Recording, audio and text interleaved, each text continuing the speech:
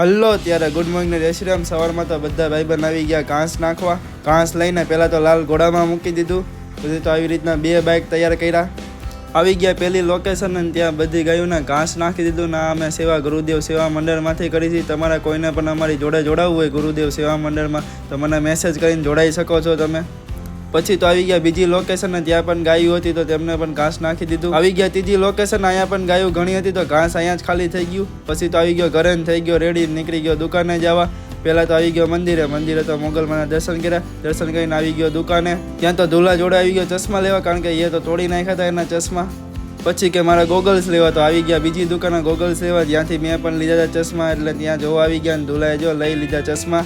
અને પછી તો આવી ગયા રસ પીવા. પડી ગઈ બપોરને આવી ગયો ઘરે, બધા જમવા બેઠા હતા. પછી જમવા બેસી ગયો. પછી તો ચાનો કોટો ચડાયો અને સીધો આવી ગયો દુકાને. હવે તો તબિયત બગડી તો પપ્પા જોડે નીકળી ગયો દવાખાને જવા. દવાખાને પહોંચી